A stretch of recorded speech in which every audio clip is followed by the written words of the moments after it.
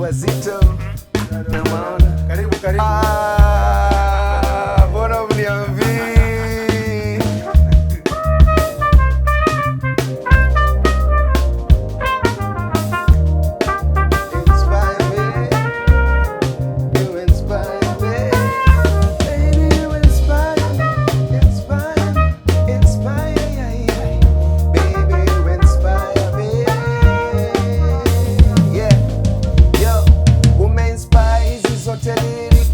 Unajua nameless mtu wa classics.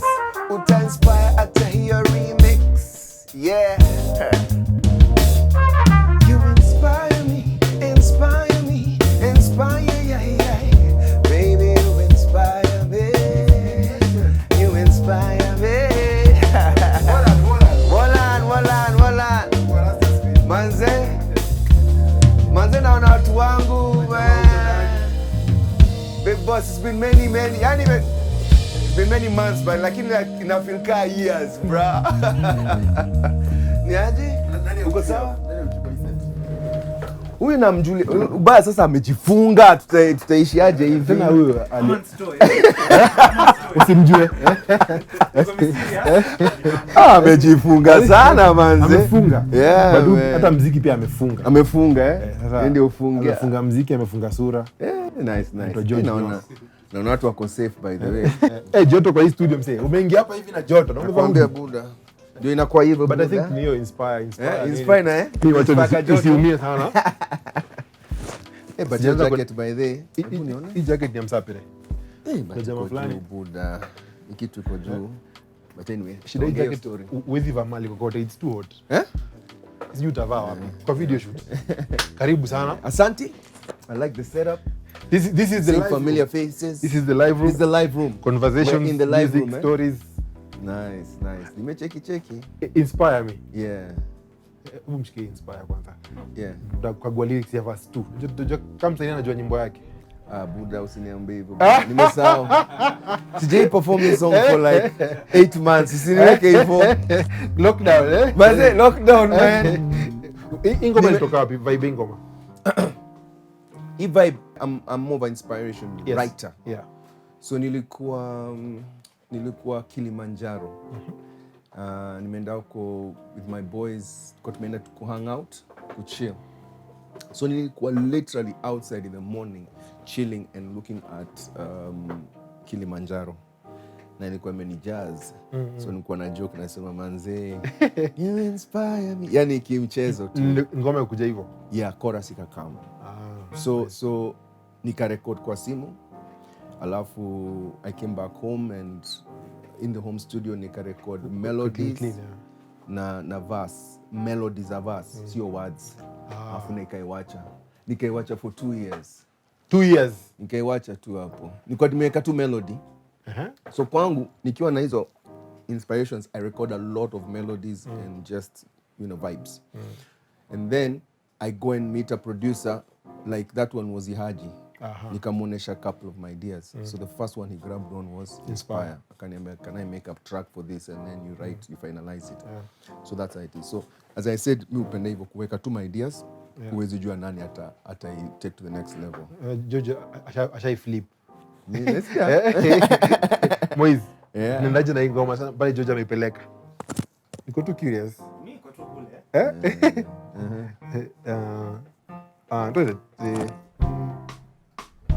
Sasa hii ni version mpya. Imeinspire remix. Imeinspire remix. Ngoma imeinspire. Remix. Hata hiyo remix. Imeinspire. Pull up. Mimi niko na maswali kadhaa. Yeah. Kwanza avocado ilikufanyia nini? Avocados. Mimi nilikuwa nimeanza kuboeka. To clear to let's clear this thing by the once and for all because kwa imeanza kuniudhi. Every time kwa timeline nakuta mtu ameweka tu hapo this is the avocado is bad avocado. Me, I've never liked avocados since I was a kid, but I never knew how many people love avocados. So ikaanza kuniudhi. So ikafika place nikasema guys, mkuwe na respect mkiaka hizi vitu vya people who don't like avocado. Nilishambuliwa basi. Nashindwa kwani wa Kenya nini iliwafanya na avocado zinapenda. How can you hate avocado? What's wrong with you? Hata nimeacha kuwa fan wako. Hata sisi nashindwa. Avocado is loved in Kenya but nimeanza forum ya watu ambao hawapendi avocado. Support group ya watu avocado na mimi ni chairman. Musiwahi sikia. Don't feel oppressed in this country that you don't love avocado. Pia chicken nimeanza. Oh, yeah. Do you spend chicken? Na mimi uchoka vile mimi naenda every time I go to a house wanna come eat kutengeneza kuku. I'm like, why do people assume everyone likes chicken, man? Some people don't like chicken. Unapenda nini? Mimi upenda, by the way mimi ni mtu wa githeri. Beef naweza kula and ugali. So my favorite is ugali sukuma na beef. Githeri ukininvite home. One of those ones. Umepiga gig ngapi Western juu ya kuchukia kuku? Maybe inaweza kuwa na hard business na ujue. Na vile manze upenda show za huko Western manze. But chicken no. So anyway, 20 years. Yeah. Kwa game. Yeah. I'm sure even more because see at si kwanza ulitoa ngoma na unaanza kuimba. Yeah. Lazima ukusha nilikuwa nimeguza before but naweza kusema officially as Nameless 20 years because before that sikuwa Nameless, nilikuwa najipatia majina mob. Kwanza ulikuwa nani? Niko curious. Nilikuwa na vitu very and creative. Kuna moja ilikuwa inaitwa The Mechanic. But ilikuwa na ka vibe. Lakini ilikuwa inabidi ni vibe overalls peke yake. Hiyo time au kujua kama kuta ngoma yetu fundi wa mbao itakuja. My thing ni confused. Alafu sijui what limitals. Yaani ni change majina. Hata nilikuwa nimetumia my nickname Monski on 1 or 2 but nikafeel no. So when I got Nameless is basically 99. So Nameless ilitoka wapi hiyo jina? 99. Ilikuwa nimekuwa nakosa jina na naulizwa alafu nilikuwa kwa compare. Mimi na feeling ni laziness. Sio laziness by the way. That's the funny thing. Unajua kuna kitu mimi operate na less is more. So less inaweza kani lazy. But if you can strip something to its bare minimum. Yes. Na feel inaweza kuwa timeless. Yeah. Juu inakuwa first principles. So even the name nilikuwa nasema how do I strip a name to this basic principle so that it's not locked in any place. So nilitoa kitu paka nikakosa jina nikasema that's the name. But anyway it came about because there's a time I was asked for my name when I was in a competition and I still not decided on a name. So the first name that came to my head was Nameless. Like I have no name, I'm nameless. And immediately I said it, I knew that's the name. And luckily I won the competition. I got my first record with Mega Rider with Ted Josiah. Yeah. And that's how now I officially got into the industry. Yeah. And I didn't even realize I was getting into a journey that was going to last me all this time. Yeah. Because initially nilikuwa naifanya more like, okay, I'm in campus, naweza fanya hii kitu on the side. Yeah. I wasn't sure I can make real money from it. Yeah. What's the silliest joke you've had from your name, Nameless? Because mimi nishasikia kambili. Anyway, guys, it's true. Guys come up with different names. I mean, mimi na moja nisikia. Gani hiyo? Jina yako na jina ya wife. Ati Nameless ni wa nani? Ni wa wangu. Yeah, that one, guys like doing that one. Unajua umeniuliza hivyo nikakumbuka kitu funny. There's a time nilikuwa na dema alikuwa anauliza autograph. So this was long time like in Costo, I remember maybe 2005 2004.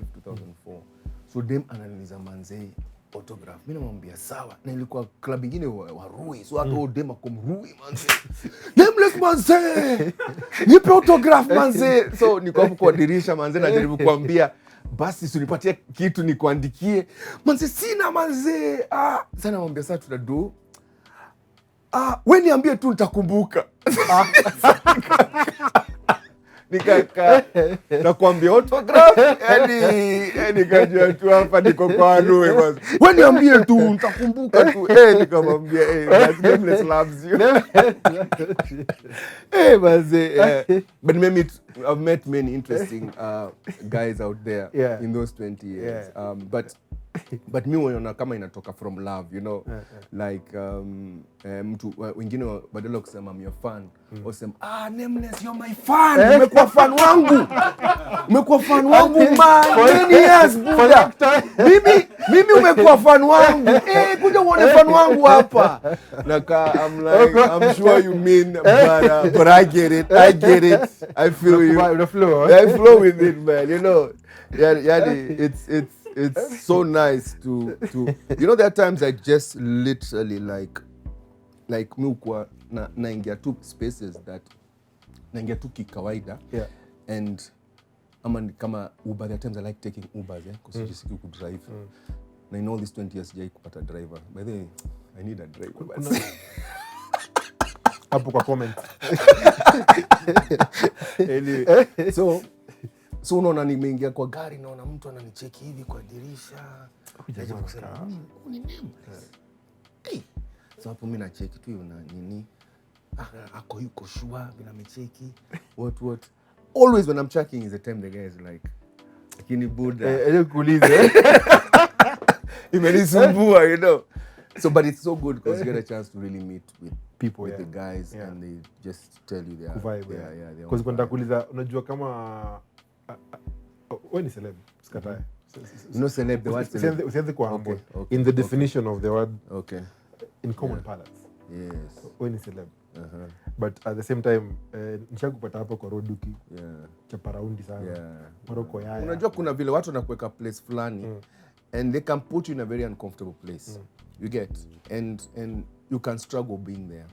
So nika decide at some point to try and make sure I put myself in a place I'm comfortable, even if someone, so labda someone anataka kuimagine wewe kama wewe ni Nameless, unataka kuwa na bodyguards, unataka kuwa hivi, unataka kudrive hivi, unataka kuishi hivi, you know. But that's what they in their minds believe that should be there. Where I live, I make it a point to make sure naishi tu kawaida without pressures. Watu wazoe wanizoe. So around here I walk around sometimes slippers, Crocs. Yani niko tu kawaida. Some people who are driving past, utaona tu mtu amekaa hivi, wanakaa kama lakini vile ametembea tu hivi.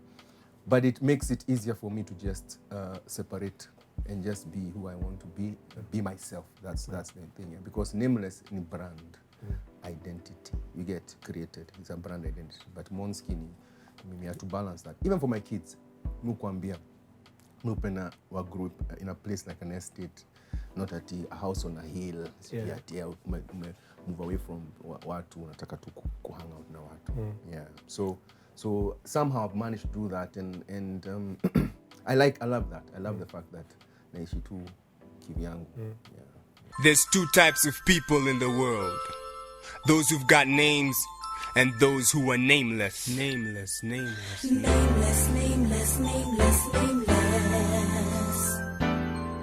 Mega Rider. Yeah. Hapo ndio game ilianza. Hapo ndio game ilianza kama Nameless. Hapa leo tuko Nameless. Huo mwingine Simitolls manze. Huo ndio alianzisha the dream. Simitolls kwa investor. Yeah, an investor. Yeah. Mega Rider ilikuwa ticket ya basi. Yep.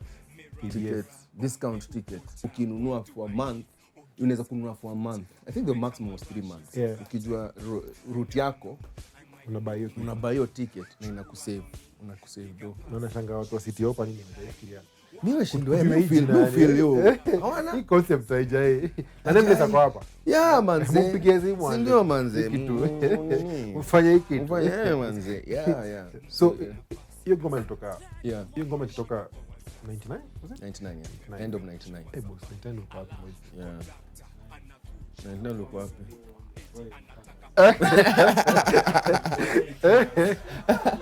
Ulikuwa 8 years. George uko wapi 99? Wewe unadisa sasa. Mlikuwa hapo mnachezea hapo? Okay, mimi nilikuwa high school. Wow. Damn, bro. Top 10 at 7, bro. Maina alikuwa na chocha hiyo kitu muda. My bro. Yeah man, 99. Nilikuwa nimeingia tu camp. Yeah. So hiyo ngoma hiyo ngoma ilitokea ikatokea. Yeah, ilitokea because when I look back, because during this time of 20 years, I really try and reflect on the journey and understand some things, because at that time it was happening, but now I can look at it in retrospect. Kwa hivyo, hiyo time nilikuwa tu na tell story yangu. Like just this campus student, issues inasumbua campus student ni do, dem, party, chuo. Basi. Na labda passion yake. Hizo zote niliimba kwa hiyo song. Like without me knowing nilikuwa nimeimba. Because I wondered how come you connect na watu. So many guys in campus wanapenda dem lakini wako threatened na mabuda. So mwenyewe kitambo buda. So hata naongea juu hiyo. Sina gari, naambia dem sina gari. But ticket iko yani kuonesha dem nimejipanga. Kasi na gari. Nimejipanga na ticket. Tunaweza na marao pamoja. Alafu hapo kwa hiyo song niongea juu ya kutaka kupata first class kwa chuo. Pia school was a thing in my mind.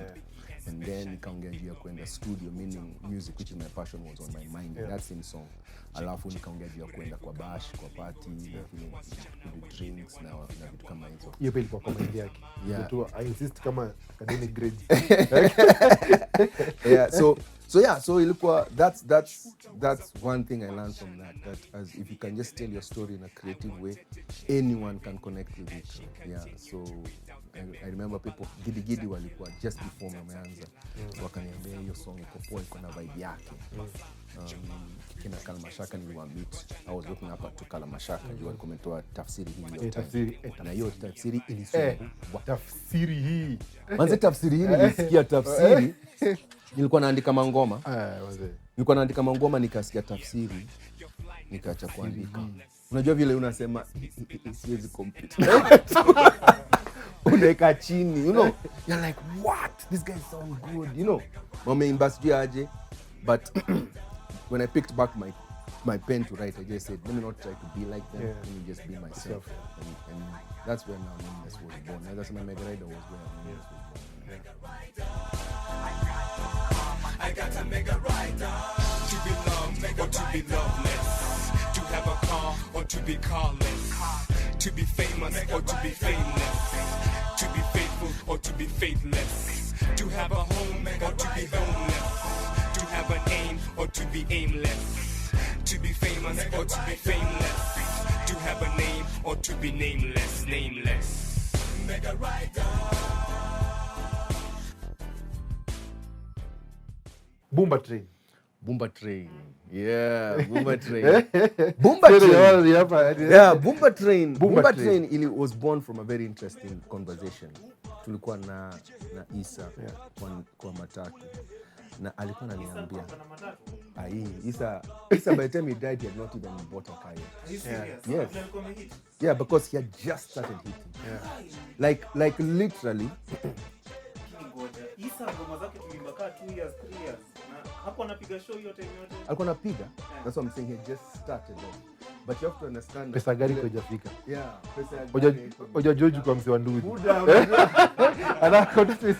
Unajua wewe elevi kuwa hapo mwanzoni. Sio kama saa hizi unaingia tu hivi unashake TikTok unaanza kujipostia macho. Unanwandai. Buda ni nini wewe? Unasema all those years na mkuu mnaona gani? Buda can I move away manze? Unanijudge. Your broke niggas used to be my tattoos and we're like unasikia ngoma yako imehit kwa matri na uko ndani. Why do you think nilikuwa najificha? The first 2 years nilikuwa najificha because I'm like ngoma zangu zina hit na sina do. So naenda show na fans tumeingia hapo kwa matatu naenda show. So mimi nilikuwa najificha for a good 2 years. Nilikuwa napiga show na mask. So naweza kuona nyinyi hapa tumehang out discuss Nameless na mimi niko hapo na wasikiza. Because it was hard. Yeah. Inakuwa kubwa. Yeah, so tuko kwa matri. Tuna discuss next time kwa nini. Basi kuna watu mwanzo. Sijaelewa. Kaniambia sijui nani. So mimi nikasema lazima ulifanya kitu. Labda Anaambia I swear sijafanya kitu. Hawezi kuna kudis tu hivyo. Anaambia imagine simjui na wana this. Hey, are you serious? Hey.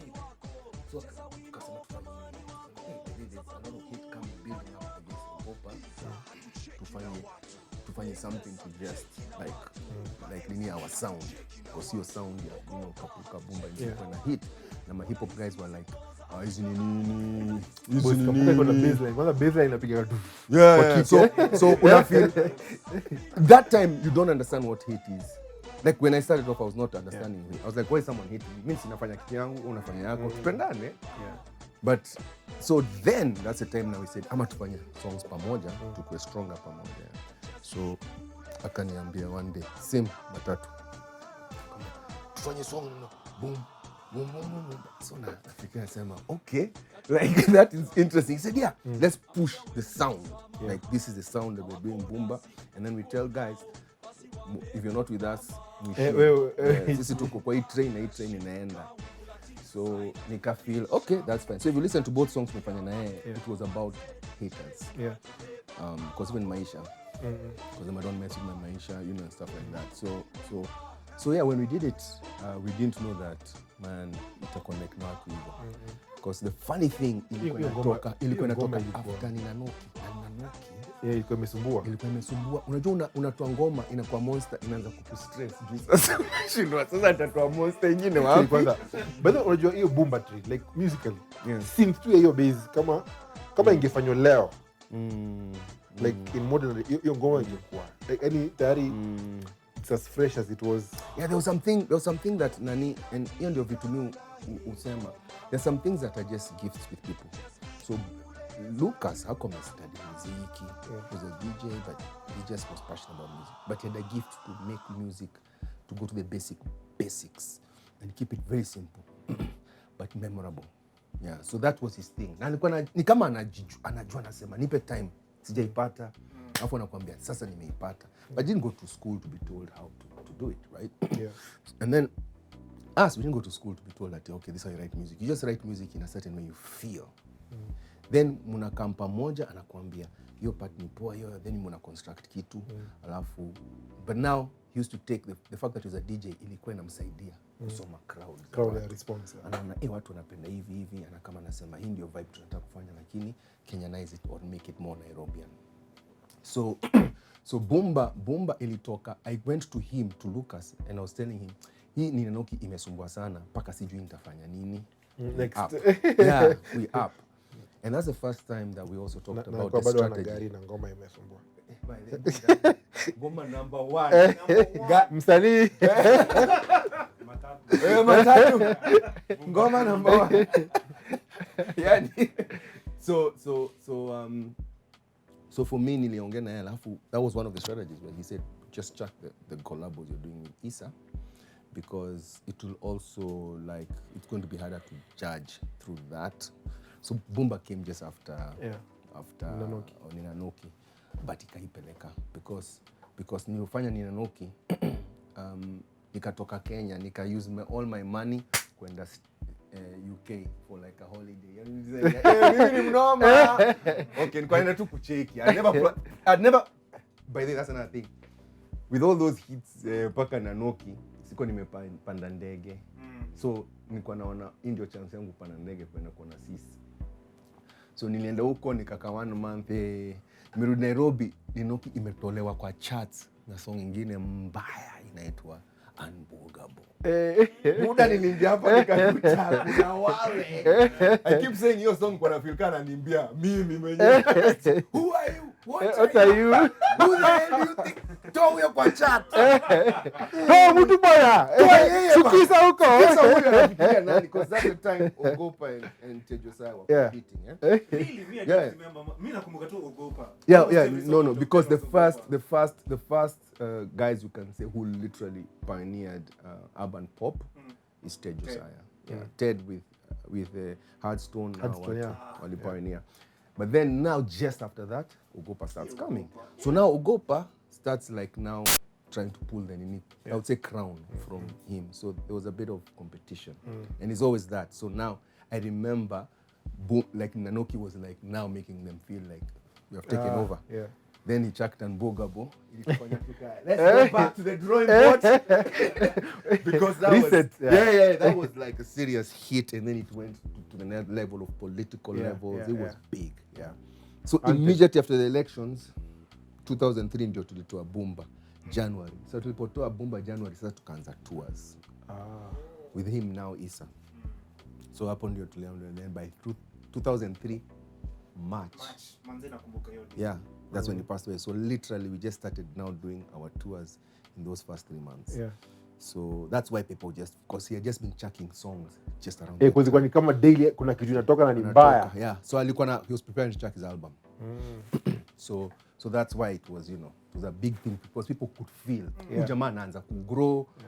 Then that happened. Yeah. So that was Bumba.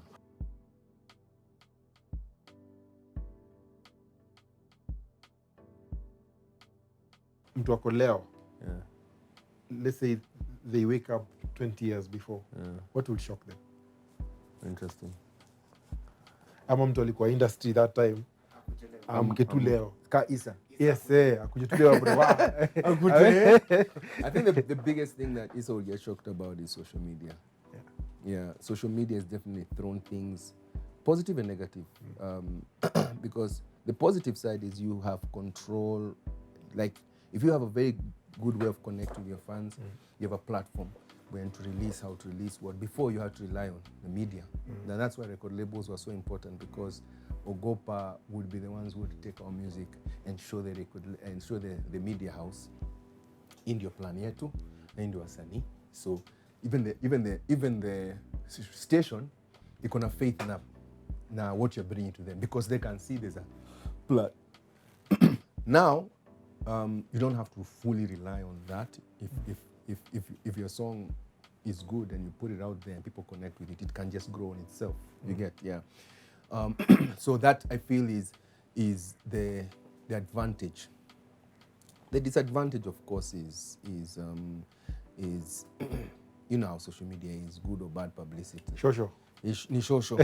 Yeah. So you have to find your strengths and your weaknesses. Yeah. So anyway, anytime, even those times, you have to find what's your strength and weaknesses. Yeah, and all that. But for me, straight up, the biggest I would say is social media has shifted things a lot. So even record labels are struggling. Even normal stations are struggling to see how do we handle this confusing. And then we are in the transition. Yeah. So people like me who are used to not having that before have to keep reminding ourselves and adjust with the change. Yeah, that's why for me, I'll go, even now I'm in TikTok, because I'm like, I need to understand what this is and how does it work, and why is it the biggest, or it's becoming like the biggest thing. Why? Because for as long as I'm connecting with guys, I have to understand in which ways to connect. You get? And ni kazi. Yeah, ni kazi. Saa zingine nimekuwa dance kwa nyumba nini tuko vituko. Ni job manze una nini, and there are times so how I do it is I normally tell guys, I just look for that, as I told you, inspiration. There are days I'm so inspired, I want to dance and record and just have fun. So in a week najua nitapata one day to do that. And do you feel that because you're a dad with your daughter is a teenager now? Yeah, one daughter is a teenager, the one is a tot. Mwingine is hayuko mbali sana. Yeah. Do you feel imekusaidia ku embrace all these new mediums? Yeah. What's the challenge in that space? I think for me, unajua pali niko saa hizi nikisema 20 years, mimi usema mimi niko midlife. I am, if we expense our life expectancy is in 80 years. Hapo unajua mtu ametoka. Jina yake ya ukweli Madhenge. Yeah, the Madhenge is coming out. 40 is middle, So inafanya you really question a lot of things about what you believe and what's right or wrong. You spent 20 years of being an adult. And I'm blessed enough to have a teenager who's going through the same questioning phase. So we are very open with each other, and nikasema, the more I understand all these mediums there, the more I can know how to to help her navigate wisely. Because at times you may fear, you just fear social media. So you try to stop your children kabisa from it, yet it's their life. This is their them. Like when our time, maybe Rastrat was our thing, and you know, to be accepted socially, you have to know what's playing on KTN. Now social media is theirs. So hiyo imenisaidia kuingia hiyo field na kuielewa, and luckily being in entertainment industry, you have to be there. So we bond a lot because of that. Sometimes mimi mwenyewe namuuliza, "Ujaweka kitu kwa TikTok?" You get, like I'm the one who's actually telling her. Yeah. But at the same time, you have to prepare them for the roughness of the world. The world is rough. Yeah. And parents, sometimes you overprotect our children mpaka they can't handle the roughness of the world. So ukimuingisha social media pia unamwambia, like now also tunacheza we watch how she interacts with people. You get, there'll be someone saying something negative, how does she handle that? We talk about it because tunajua too, that's life. Because that's her life anyway. That's her life. That's the life, She's been born by two people who are public figures, so she has to contend with that. So mwanzoni nilikuwa nafikiria, do we shield her from it? Then we're like, hatusaidii. So let's and her she would say, I want to start a page. I want to try stuff, So it's yani inakuanga kitu ya, you really have to measure, are we doing the right thing? By our standards, yes. One thing I realized all along is that people, they judge me based on what they see. On the brand. Yeah, on the brand. Nameless. Yeah, the Nameless brand. Yeah. And it's a lot of pressure because when nakuweka kwa pedestal, I'm supposed to have this. For me, I feel like if and I can't blame someone for doing that because you've created a brand and you put that there.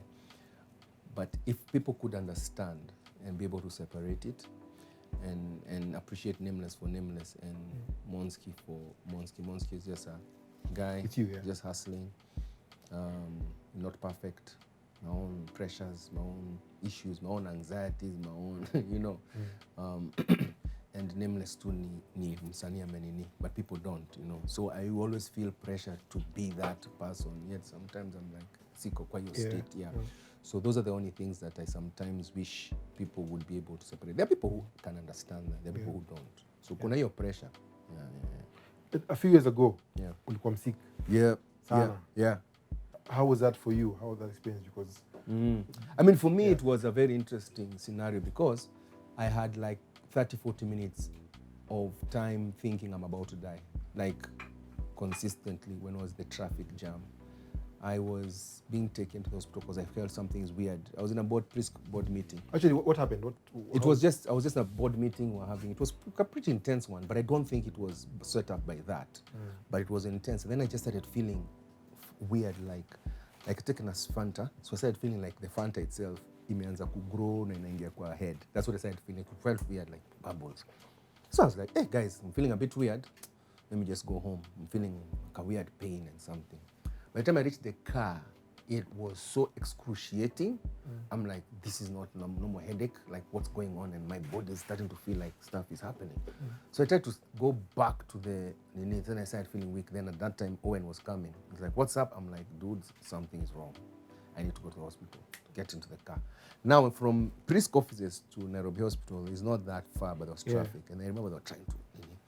And the whole time I was holding my head like this tightly because I was feeling the head is trying to explode. Like, you know, you feel like there's a bomb and it's about to explode. Like the pain was just... So that time, Buddha nimeomba. Nimeomba God, yani, nisiende leo. Like you're feeling like I'm not prepared to go. You think about life, you think about your family, you think about your kids, you think about general life. So that period, and of course I went, when I got to the hospital, luckily the doctor knew what it was very fast. Oh, nice. Yeah, they did a scan and they knew, there's an artery, some vessel that has the need and blood is all over and it's dangerous. Wow. And it's like 50, like your chance of living can be like 50-50. And if you go to surgery, it's like, it was, you're telling me it was like a very tricky place, right? But they caught it at the right time and they went to Aga Khan and, you know, they dealt with it. I didn't even have to go on surgery. They told me there's something just had to sort out. So I just be there for 3 weeks. Okay. But for me, it came at a time that I was also already feeling about life and analyzing life. And then you realize you are here and then utaenda. You get? Yeah. Na unaweza enda to Anytime. Yeah. And I have been in death scenarios like 3 times or 4 times where I'm like almost dying. Paka nasema manze niko na lives nimepita lives mob nimehepa. Yeah. But this was the longest where I was literally taking time to think about life. Yeah. And I think it shifted me more whereby I keep saying now I'm all about more about purpose. Like after some time I'll be gone. What impact will I do? What would I want to be remembered for? Yeah. So I feel like that's what shifted for me during that time. It reaffirmed to me that life, you just have one life to live. Like there's no, people talk about many things after life, that's all cool, but no one has a proper data.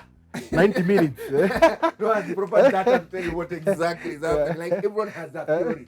You may have a theory. You get? He may have a different theory. Everyone has a different theory about life after death. So you can't know which one is right. So the only theory may have that is for sure is tukona one life. So how do you live it in a way that you know you don't live other people's lives, you live yourself and you feel I lived it fully. So that reaffirmed for me that, and I'm just happy to be alive. And every time I get stressed, I just remind myself, Buddha, at least you are alive. Stop crying about corona, Buddha. Yeah, you are alive. Yeah, hizi vitu zingine tunaweza sort. How are you enjoying every day? And all that. But you forget sometimes when you get anxiety. Mbona hujafanya ngoma na bibi? Na wife. Sasa Wife anafunga, nafunga. I know manze. You know what happened? Talent. Wacha nikwambie tuko tumepanga at some point tutafanya. But we did not want to do it initially. Like we're like it's itakuwa too obvious tunafanya. So in the beginning of our careers we said let's keep it separate because we're dating and we're together. Let's make our brands separate. Then at some point now tukaanza kusema now we need to start thinking about it. But the problem is to create too much expectations. So kila saa tuna record kitu tunaona.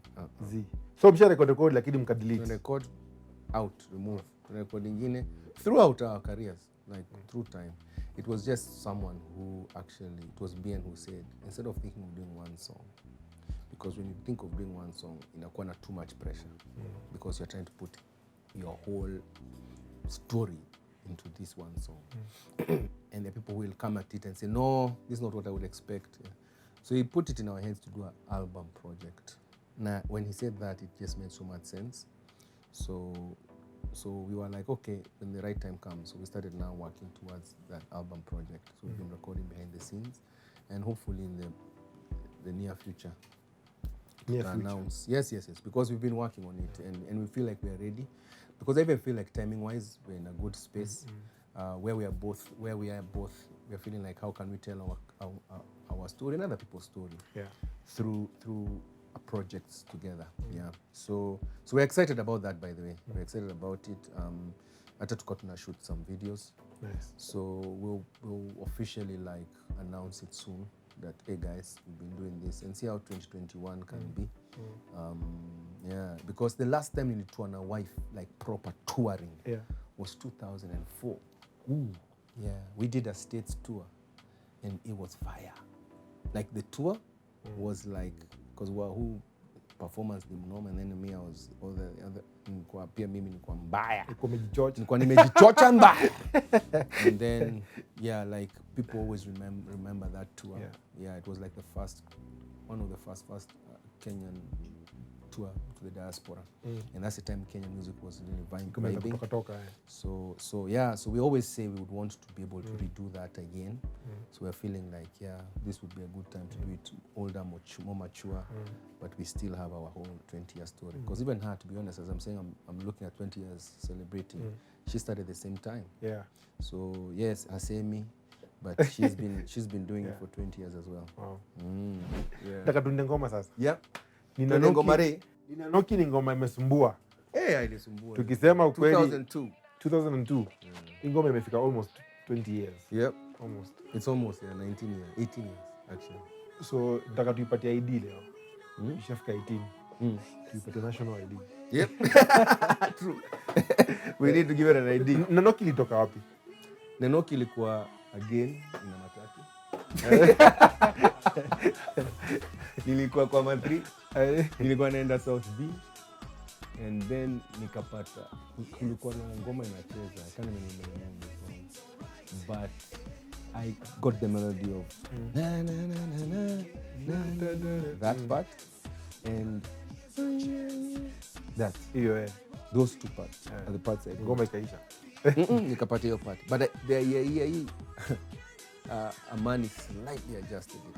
When I approached her to do it, she slightly adjusted that part. I can't remember how it was originally, but she said, like, can we change it slightly? And the other part, there were 3 parts I got. And hizo days, sikuwa na simu. So I'm trying to remember if I had a record at that time. I had to step out of the matatu. Because the matatu inacheza mziki.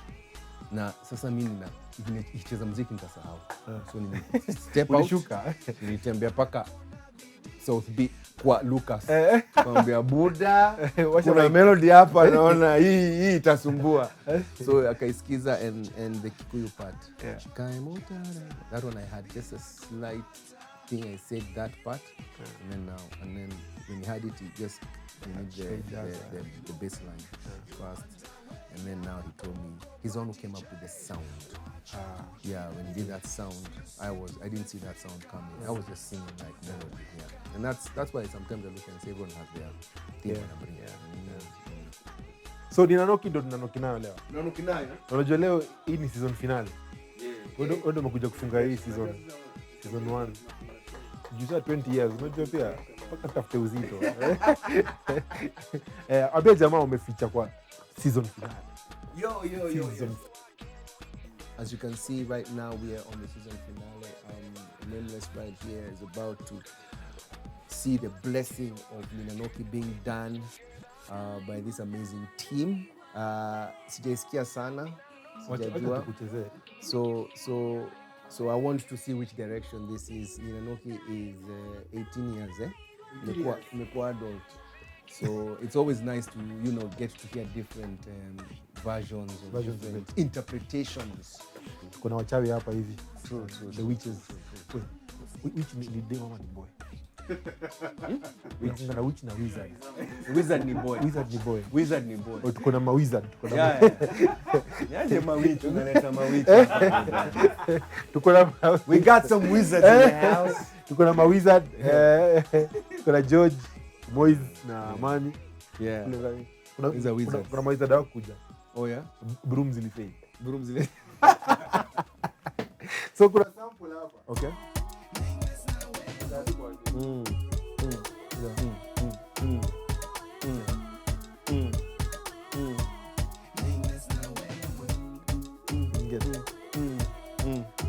So in the original sample, okay. Flip.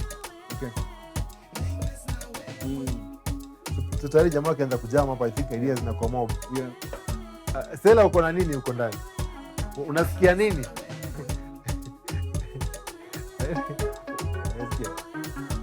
So ukija jamaa ngao hapa hivi. Yeah. I love it. George ako na influence zake.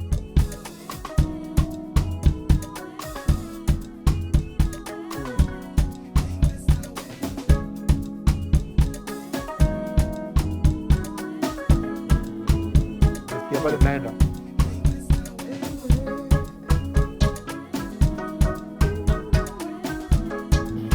Una feel do harmonize kidogo, tupusie harmonize.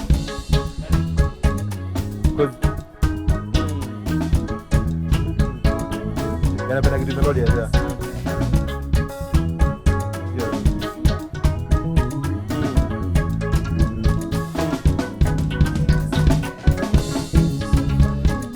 So tukiangalia kama kitu so hiyo ndo vibe generally.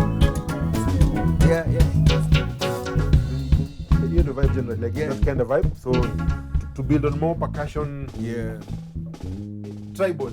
We give it some tribal. Tribal. We're going tribal, yeah. But there, Tribal. your chorus is gonna go tribal. Yeah, that's gonna be part of breakdown. Yeah. Let's go tribal on this tribal. Okay. I think tulikuwa na kama nini?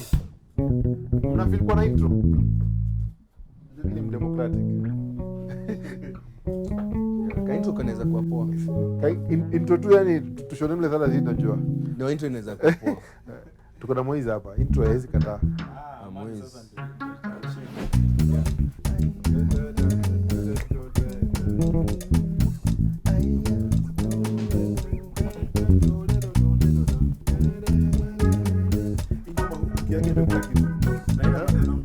Haina maneno. Guys.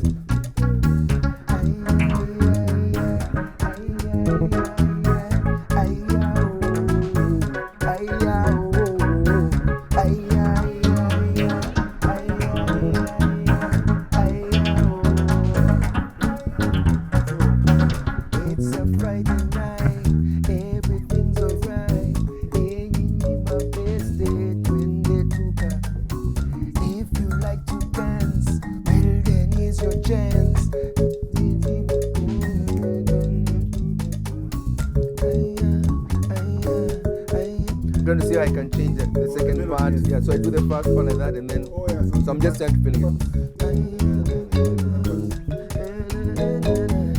Yeah, but one I can keep that. Yeah.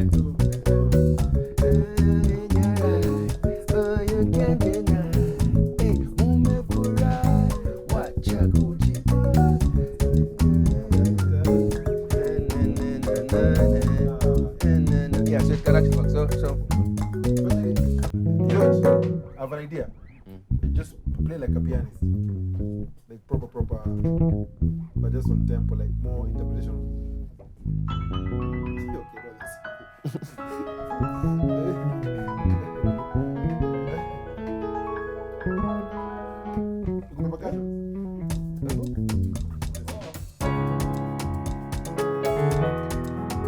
You can do more pages.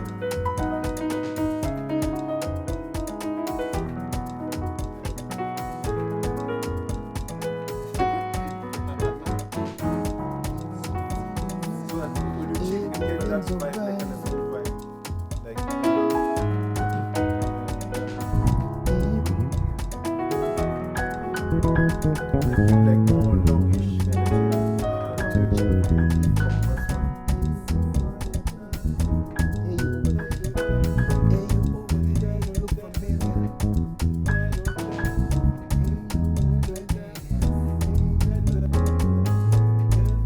just play. It listens to you. So it changes the whole vibe of the interpretation. yeah. And then now, Yeah. you put in the elements after. Okay. It can force it to be different. Yeah. True. Yeah, true. Let's do that. So it just creates something Yeah. totally different. So when you change, it goes into the verse. It's a Friday night, everything's alright. Eating my best day when they do that to you. If you like to dance, well then is your chance. It is in your eye, who you can deny. There's over that picture, Huh? the track, Yeah. and Yeah. you like the one over there. Yeah. So that comes with the third one. So Okay. it's in your eye. Who you can deny. Yeah. It is in your eye, who you can deny. Umefurahi, wacha kujidai. Hey, you over there, hey, you look familiar, look familiar. Ay,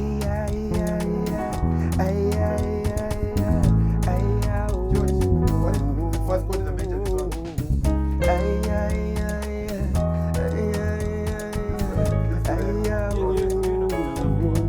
Just go for the Huyu chikidi akona bidii, ana dance kuku huku na huku, na huyu jamaa That's verse 2.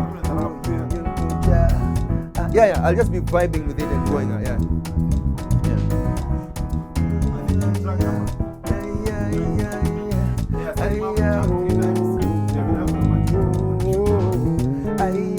Yeah. Just let me just vibe with it differently. Then you can pick whichever part. Yeah, right here in Nairobi City. Yeah, 18 years. Tunanuki bado. One time for your mind. in the live room right now. Yeah, just vibing in an Oki style. I'll see you. Mimi na wewe, mimi na wewe, mimi na wewe. Mimi na wewe, mimi na wewe, mimi na wewe, mimi na wewe.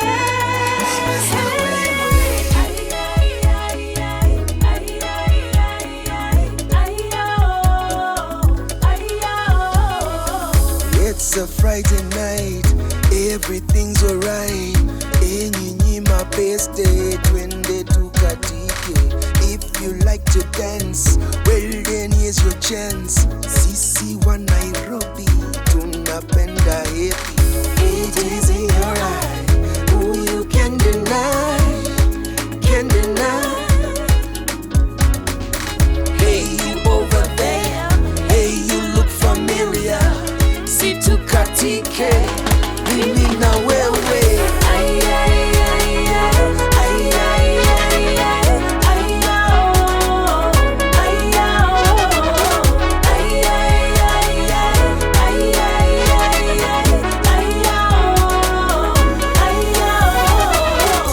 Huyu chikidi akona bidii, ana dance huku na huku, na huyu jamaa, huyu shujaa, anajua kukata bila kuhata.